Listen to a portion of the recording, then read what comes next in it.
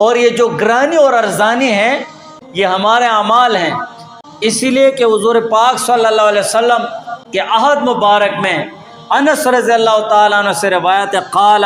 وہ فرماتے غلط سعر علی عہد النبی صلی اللہ علیہ وسلم کہ حضور علیہ السلام کے زمانے مبارک میں نرخ گراں ہو گیا تھا، نرخ مہنگا ہو گیا تھا۔ فقالوا یا رسول اللہ، تو صحابہ نے عرض کیا کہ یا رسول اللہ ہمارے لیے نرخ مقرر کر دو،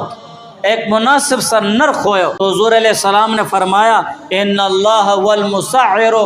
کہ بے شک اللہ تعالیٰ نرخ مقرر کرنے والے ہیں، القابض،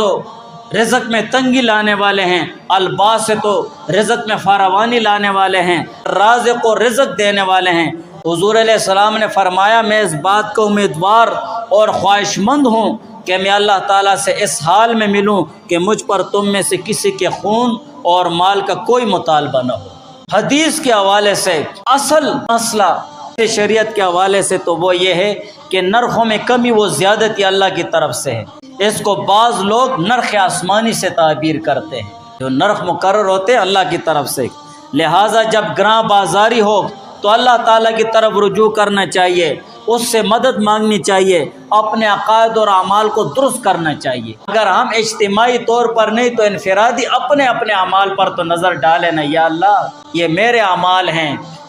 یہ میرا ظلم ہے، میرے گناہ ہیں جو تمام انسانیت کے لیے تکلیف کا سبب بن گئے ہیں۔